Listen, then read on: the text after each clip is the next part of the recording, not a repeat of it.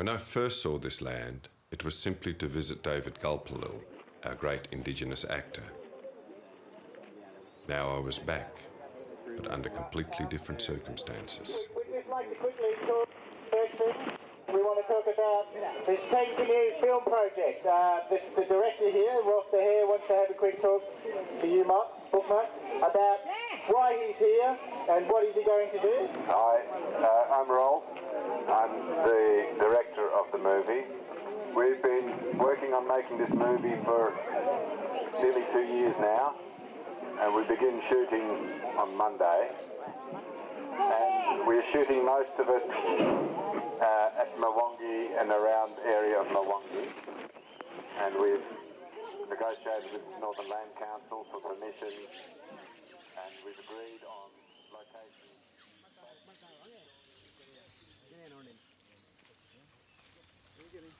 Over the years, David had often invited me to make a film with his people on their land.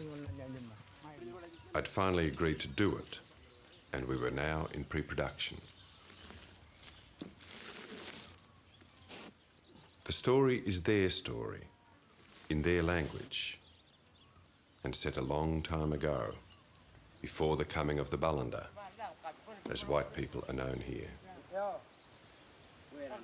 In the story, a young man covets one of the wives of his older brother. To teach him the proper way, he is told a story from the mythical past, a story of wrong love, sorcery, bungling mayhem, and revenge gone wrong. True blood. Stop complaining, it's over. Although I was to help them make it, it would be their film, and as much as possible, it would be done their way, not the Balanda way. As I was soon to find out, it would be the most difficult film I have ever made. The nearest township is Ramingining, about 800 people and one shop. Ramingining is a mixed community. Some people are from the area, some are from further away. Not much happens in Ramingining, other than a slow and inevitable loss of the old ways. But there's very little to replace what is being lost.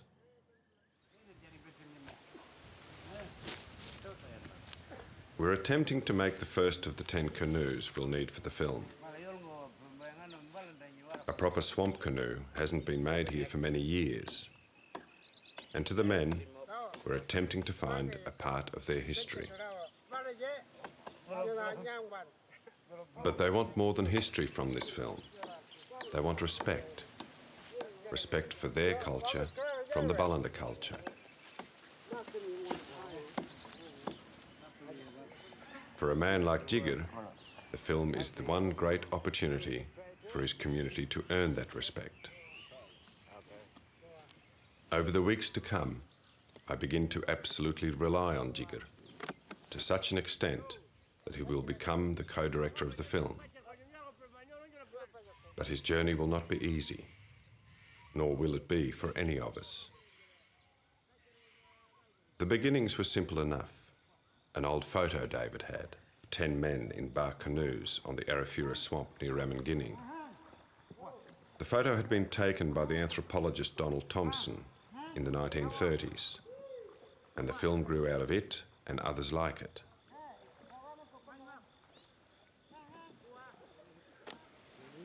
Kangaroo bone. Yeah, you're hunting again, eh? Oh. The memory of Thompson is revered by the people here. His photographs are of great significance to them because they are the link to the old ways, to how things used to be. Right, Ben.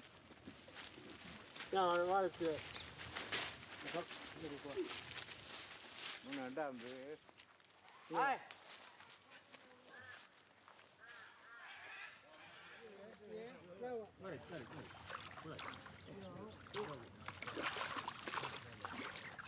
And now, in making this first swamp canoe for the film, some of the old ways are tentatively being brought back to life. Once underway, the confidence of the older men, the grey-haired ones, increases. There is a growing sense among them that something important is happening here. I want to try to learn roll with canoe. This Orman Bobby and Philip, that are for Gray and Jiggity, and this Billy, eh? Yeah. Anyway.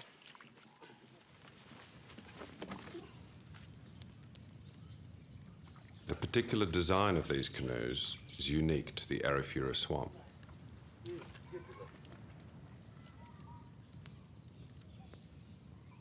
The prow of the canoe was made to cut more easily through the thick reeds that cover so much of the swamp.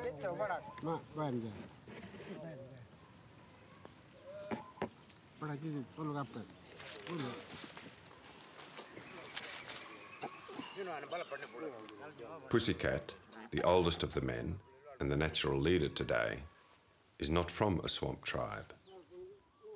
And I'm becoming concerned that this is not a swamp canoe they're making. To interfere seems outrageous, but I know I have no choice. They didn't do that. Sure. That's what you wrote. Which one? Show me. There's the picture, and there's the drawing. See? Sewing there. No sewing there, but sewing there.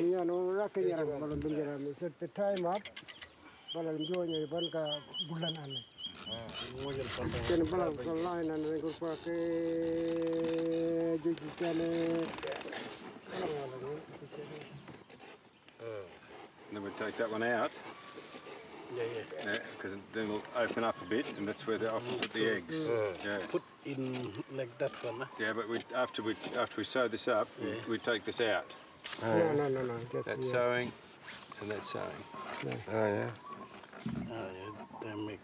We make that different, eh? Yeah. Maybe that's Orman style, eh? A different sort of canoe. Yeah, different sort of canoe. Only Yeah. place they do it is Mwangi Swamp. Only place. Everywhere else they do this. Yeah. Yeah. The canoe is completed according to the Thompson photos, and there is immense pride at what is finally achieved. Good, Daddy. My intervention is a turning point. I am now considered to have the wisdom of an elder. Okay, this one for tomorrow. The men respect me as one from this point on. But we leave him here. And Billy, same age as I am, claims me as his father. He calls me Dad, and I sometimes call him son. Sorry. We drive proudly towards town with this small miracle on the roof rack. Waiting for me there is an unexpected public meeting.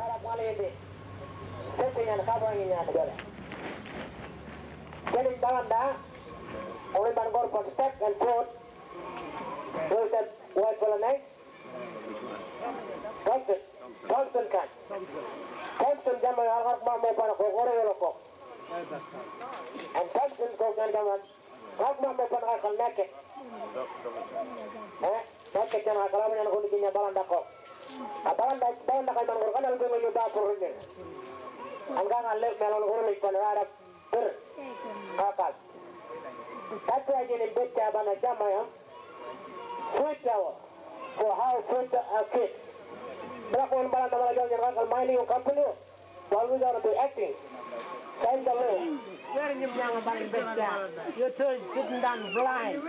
You're sitting down blind when you're young, eh? Okay. If I can say something here. Where you interesting on the picture? If I can say something here. Showing you a lot. Okay. Wait, Charlie. Let me say something. Okay. You're still blind. First of all. Everybody's talking. Yeah, wait. I came here at the invitation of somebody from here who make a film here, with the people here. Okay? You've been filming a long time there. Thanks to Jigger and Johnny Pascoe, the vote for the film is a resounding yes.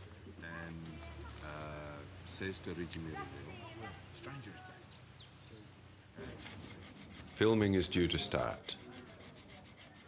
Nothing, however, is ready, despite everyone's best efforts. The magnitude of the task has been severely underestimated by all of us. I could, by now, tell that the agreed script was impossible to shoot. Many of the scenes were much bigger than anything we could cope with. I rewrite exactly the same story, but a radically different approach to filming most of it. It becomes lighter and funnier, like the people themselves. Which mob are you from? Where do you live? Maningrida. Are you from here originally? Yeah. And where's your country? In Darwin. Near Darwin? Yeah. So you... Sorry? What we are first trying to do is to have the people whose country is the swamp to do the film. Okay? Because that's the way they want it. Okay, and it's their film too. But maybe I have trouble getting enough people. And if I have trouble getting enough people, then I will ring you. Yeah? Collecting a cast of even the 10 canoeists for the first few weeks of shooting was proving difficult. Circumstances had forced David Gulpilil to withdraw from the project some weeks before. He'd been replaced in his dual lead roles by Mingalulu, an intensely traditional but complex man with a wicked twinkle in his eye. Over the previous 2 years of coming here, I'd built a good relationship with him, even though his English is very limited. I'll see where lunch is going to be over here. See how it's going. The cast were to be accommodated with the crew at Mwangi, on the edge of the swamp. However, casting remains for us the biggest problem, for the most unexpected of reasons. Any story worth telling here is, by definition, a real and true story. The characters in such a story can only be played by appropriate people along correct kinship lines. So if 2 characters in the film's story are married, then the actors playing those characters should really also be married. At the very least, the kinship laws ought to allow such a marriage. And the kinship laws are so complex and impenetrable that the casting is in the hands of the community. I can only hope.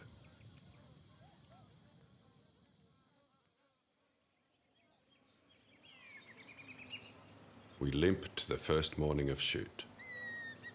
By the time we get there, we're already a week behind schedule, with 2 canoes instead of 10, 30 spears instead of 300, and only half a cast. But we can shoot. I have my cast of 10 canoeists, or so I think. When we say action, that is when you start. Yeah. Yep. Okay, what you're told beforehand.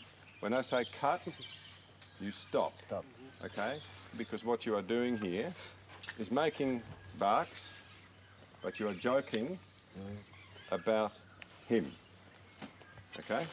He is called Dayindi. Dayindi. Dayindi. Okay? Mingalulu is Dayindi's older brother in the story of the film. Dayindi has no wife and no wives promised. He likes that number 3 wife of his. Okay? And so there is a little bit of joking about